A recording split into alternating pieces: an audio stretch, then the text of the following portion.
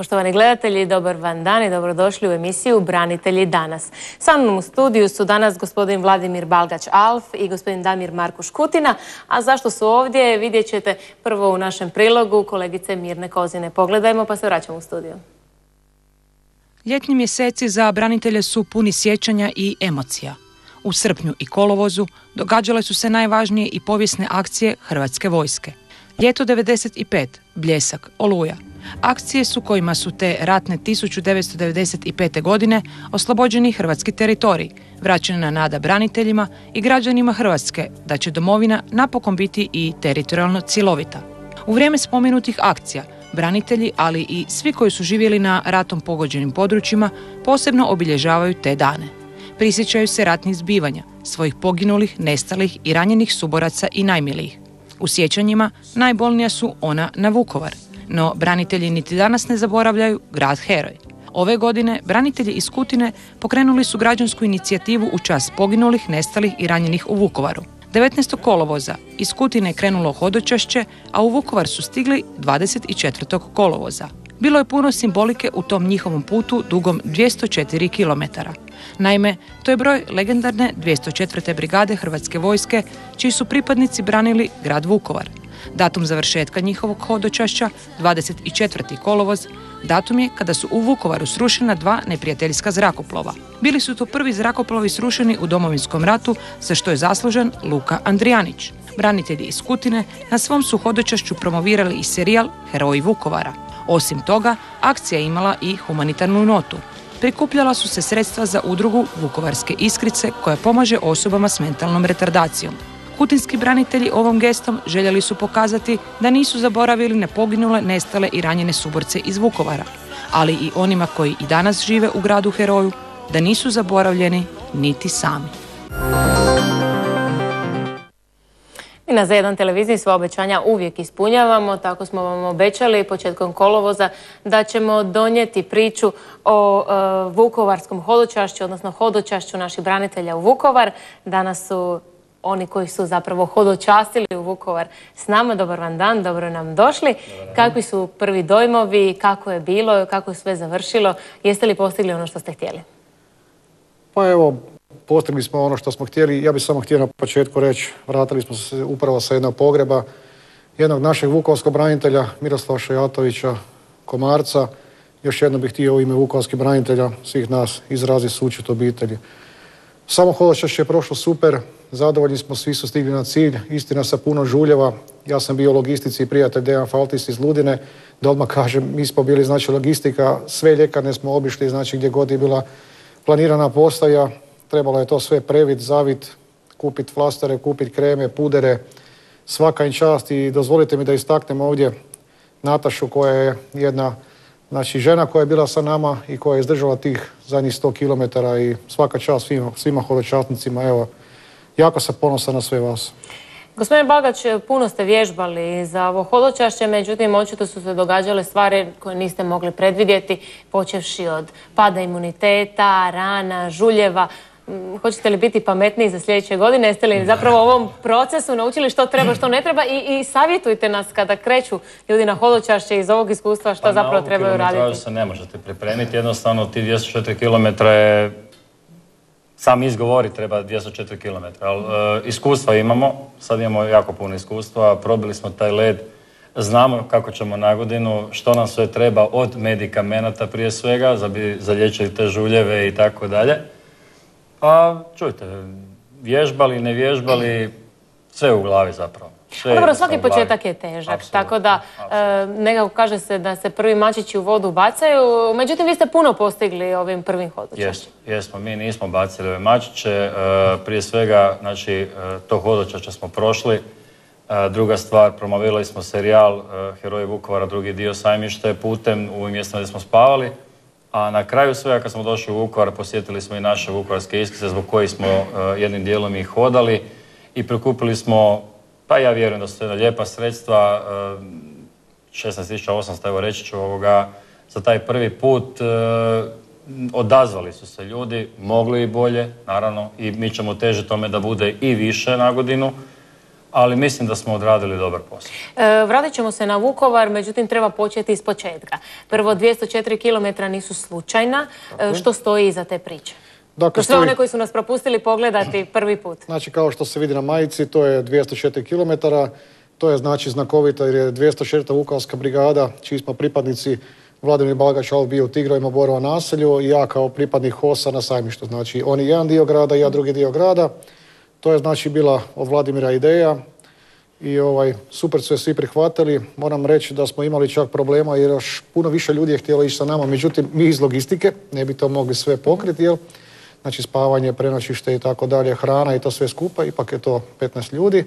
A znači još je više htjela ići, pa bi ovom prilikom se htio zahvaliti svim domaćinima, znači u svim gradovima koje smo obišli, svim malim mjestima, svim krasnim ljudima koji su mahali iz auta dok su dečki prolazili, svim onim iz auta koji su stajali, koji su... Jesu li prepoznavali zapravo o čemu se radi ili su bili zbunjeni? Majice smo Mi smo imali svaki dan smo znači imali iste majice i ljudi su jednostavno, evo, krasni primjera je bilo, stvarno ne znam otko krenuti, evo, hvala, ima dobrih ljudi. Očekivali su nas znači zvali nas u svoja dvorišta, počastili jer su shvatili što radimo i bilo im je drago da nas mogu i ugostiti.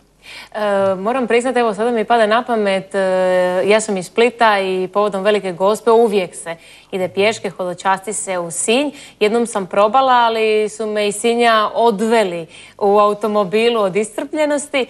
Mnogi imaju slične iskustva, ali me zanima kako to ide kada se 5 dana ponavlja takav umor. Možda da krećemo od prvog dana, od prve etape, koliko je bila duga i što vam se činilo nakon tog prvog dana? Jeste li mislili, evo, puni smo snage, možemo mi to... Gdje se dogodio ona kriza? Da, krenuli smo nedjelju, bilo je 13 sati kad smo krenuli iz Kutine prema Novskoj. Novska je bila znači prva odrednica, to je nekakvih 25 km i to smo dosta ležerno prošli, lagano, puni snage, entuzijazma.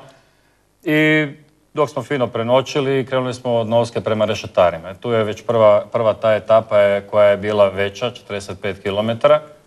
Znači krenuli smo od jutra, 6:30, međutim došli smo u 5 popodne u Rešetare.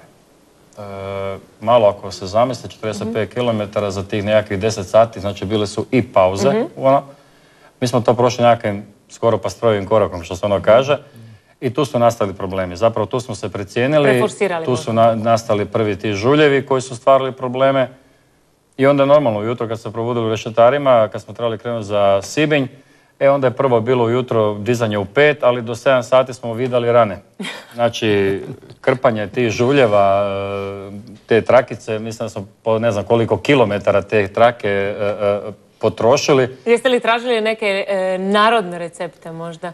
Pa bilo je prijedloga, međutim niko se nije usudio, bilo je čak fokusirati, pa veli pomokri se u tenisicu, bit će ti lakše, ali niko nije pristao na to, nego smo ipak koristili ove puder i takve ove provjerene recepte. Koja je bila treća etapa? Treća etapa znači Rešetari... Sibinj-Strizivojna. Sibinj, da. Sibinj-Strizivojna je bila treća, isto tako, 45-6 km. Jaka, najviše ubijala, moram reći, ona ravnica. Znači, imate cestu ispred sebe i ne vidite joj kraj. Znači, čak smo znali glavu spustiti prema dolje, gledamo prema zemlji, samo da ne vidimo onu daljinu koja nas čeka. Beskraj. Da. I najgore dođemo do table Strizivojna i kaže logistika, veli do semafora pa desno. A semafor ne vidiš, semafor samo onak male točkice, nikad dođu semafor. Ali došli smo i do njega. Ali Fata Morgana je li se pojavila? Pa nije bilo Fata Morgana, ali bilo je velim, te ravne dionice su nas najviše ubijale. Pri kraju je li bilo odustajanje, jesu li svi uspjeli doći do kraja? Vjerujem da je tih zadnjih 20-30 km bilo najteže. Pa u biti, ne, bilo je najlakše zadnje, znači od Vinkovaca do Vukovara. Samo pomisao, evo, idemo za Vukovar, doćemo tamo, doćemo vukovarskim isklicima. Ja ne znam, moram reći, mi logistika, mi smo se križali u auto, evo, ja sad to mogu reći. Oni su skoro letjeli, mislim, ja se čudim njima svima i svaka čast za to veliko srce.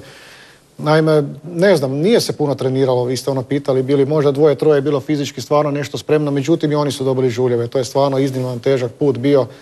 Ali eto, za dobar cilj i htio bi i vama se zahvaliti što nas podržavate, znači medijski tako sve. Dozvolite mi da pokudim one koji nisu nas ni jedanput podržali, znači to je Hrvatska radiotelevizija. o kojoj ja često govorim, znate već na koji način, i nijedan dan nas nisu došli popratiti, ni ne moraju. Nećemo naravno mi odustati, bez takvih medija se može.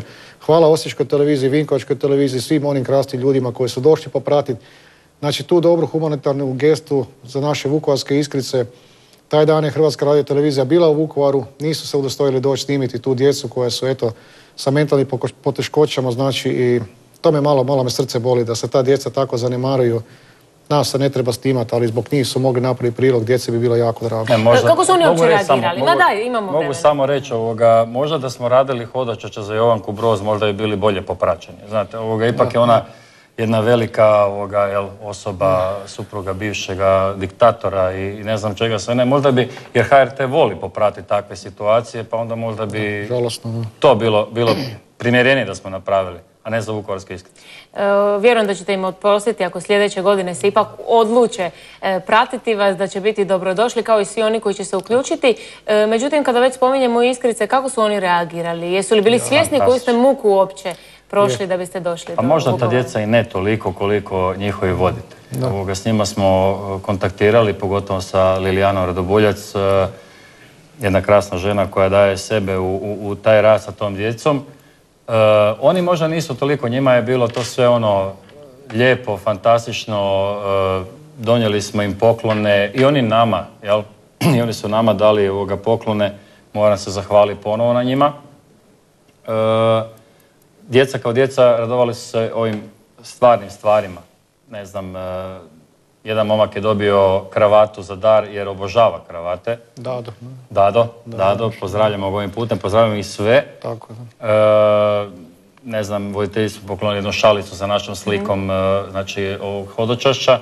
Znači njih su zanimale te opipljive stvari. Njima ne znači ništa novac, ali znači udruzi kao udruzi, jer imat će sad, ajmo reći, moći će lakše raditi neke stvari i tako. Kada pogledate cijelo to iskustvo, možda od tehničkih stvari da prođemo, što je ono što trebate za sljedeću godinu? Kakva je to obuća? Jesu li to sad tenisice, su to neke gojzerice? Što ste naučili? Što treba, recimo, kako vas je vrijeme pratilo? Je li bilo problema i... U samo jednoj etapi je bilo kišica. Da, kad smo krenuli sa šutara, onda je kiša počela padati. Je li to gore ili jaka vrućina? Pa gore. Kad padalo, ako vam se smoči noga, onda tek nastaju problemi. Jer onda nastaju žuljevi još više nego dok je ovako suho. Ovako vi dok hodate, dok je toplo vrijeme, lijepo vrijeme, vi možete promijeniti čarape redovito, recimo ako se uznoji noga, pa onda promijenite, ne? Obučite suhe čarape.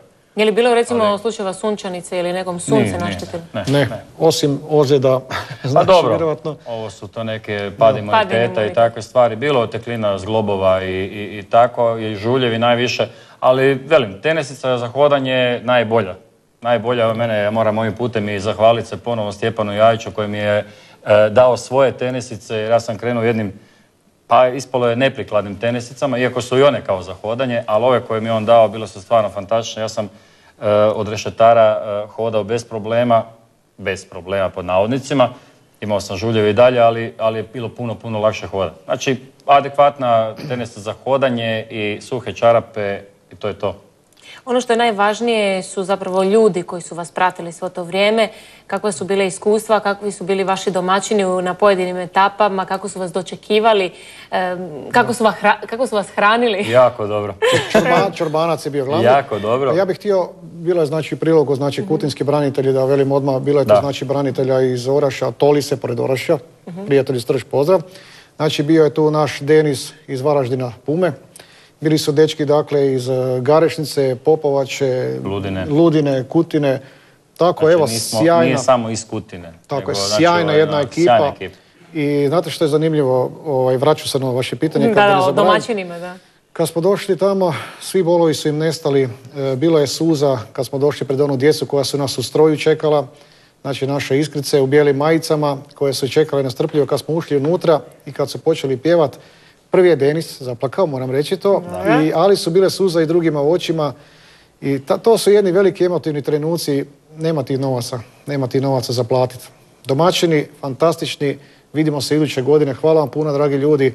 Stvarno su se borili oko svega toga, oko spavanja, oko hrane, oko prikazivanja serijala. Ma sve 5, izvanredno iskustva. Ako mogu, ja bih Samo dajte, poimence naveo, jer mislim da zaslužuju da se čuje za njih, jer su napravili jako veliki posao u svojim mjestima, da nam osiguraju smještaj, hranu i tako dalje.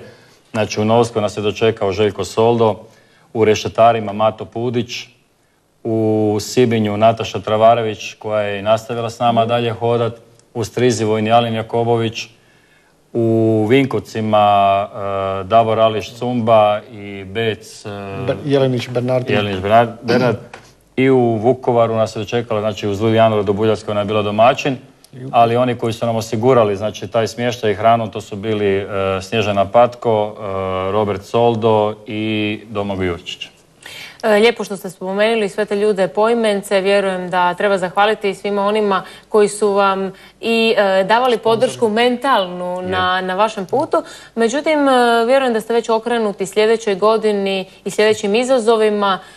Što je dobro što možete upotrijebiti iz iskustva ove godine? Hoće li isti ljudi sudjelovati sljedeće godine ili na neki način želite regrutirati i nove, možda i mlade ljude koji nisu sudjelovali u bitci za Vukovar, ali su se ili kasnije priključili Hrvatskoj vojsci ili jednostavno osjećaju potrebu da s vama dožive, prožive jedan dio hrvatske prošlosti? Pa svi koji su bili, svi su rekli da idu iduće godine. Mi se nadamo, znači, i porast u tome. Mi logistika ćemo naravno morati poraditi da to sve popratimo. Sve te ljude, slažem se, treba što više mladih ljudi biti u svemu tome da osjete, znači, evo, mislim, stvarno Vlado je i hrvatski ratnik i ranjavan je bio i tako dalje, izdržao sav taj put. Nećemo moći svake godine baš svi to moći izdržati, pa pozivam time da nam se mladi pridruže. Do 50. Kako su vaše obitelji reagirale? Pa pozitivno.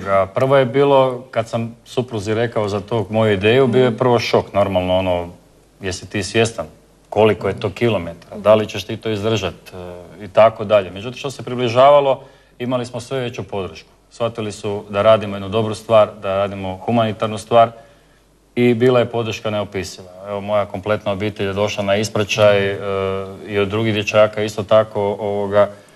Tada podršku imamo, u obitelji sigurno podršku imamo za takvu stvar. Međutim, ako će ova priča postati veća, odnosno brojnija što se ljudi tiče, treba će vam jedna druga vrsta podrška, a to je i financijska podrška. Pretpostavljam, stalno govorite o logistici, pretpostavljam da novac ipak nije zanemariva stavka, bez obzira što ste vrlo rado zapjevali onu pjesmu prije naše emisije Nima šovdi, pa ča, ali ipak nekad trebaju, ne može se neke stvari, ne padaju s neba.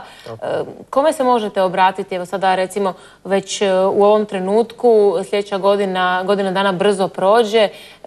Uvijek svi sponzori govore trebali ste se javiti na vrijeme kada naši budžeti nisu raspodijeljeni.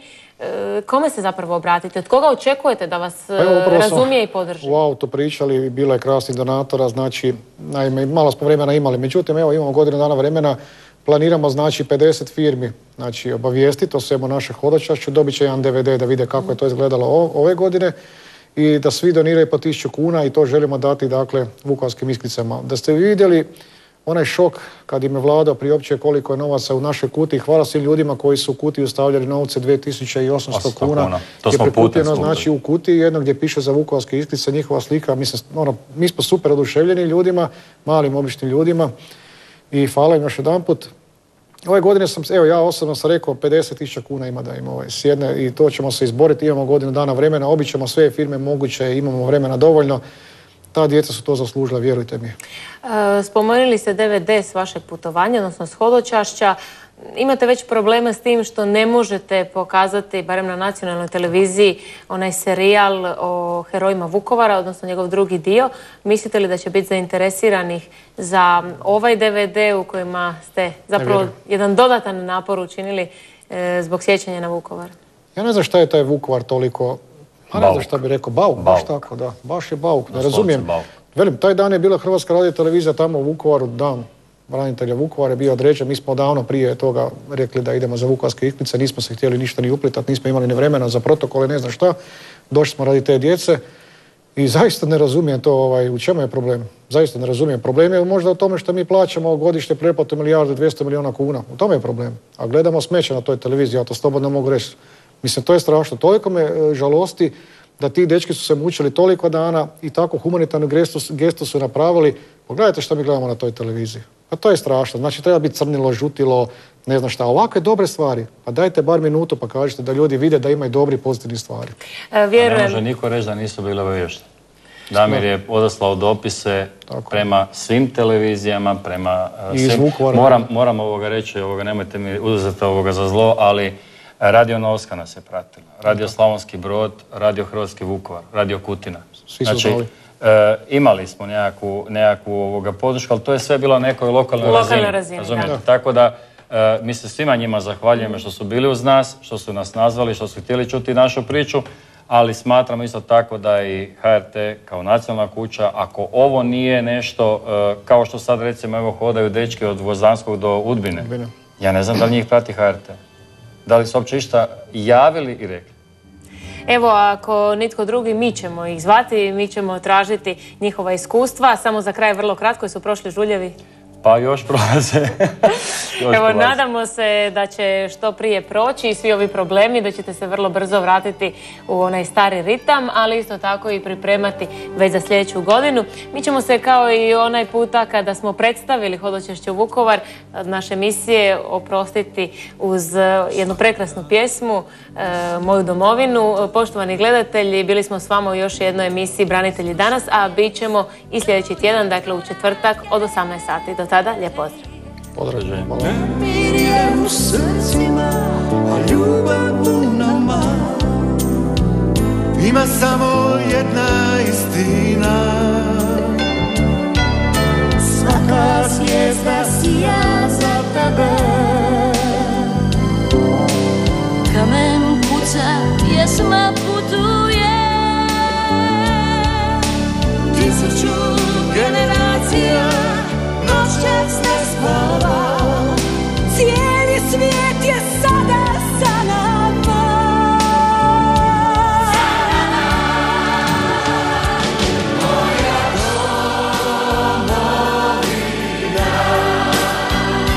Moja domovina, moja domovina. Ima snagu zlatnog žita,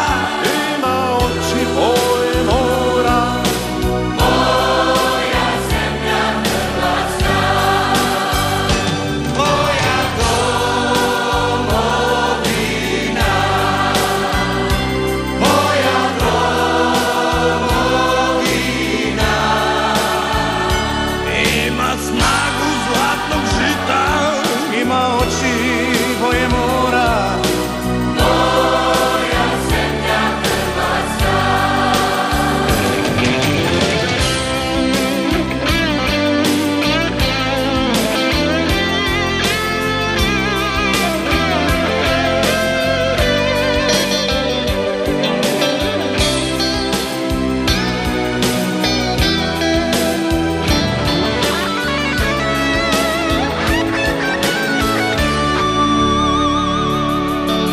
Svakog dana mislim na tebe. Slušam vijesti, brojim korake. Nemir je u srcima, a ljubav u nama. Ima samo jedna istina. Svaka zvijezda sija za tebe. Kamen puca, pjesma putuje. 1000 generacija noćas ne spava. Cijeli svijet je sada sa nama. Sa nama. Moja domovina, moja domovina. Ima snagu zlatnog žita, ima oči boje mora.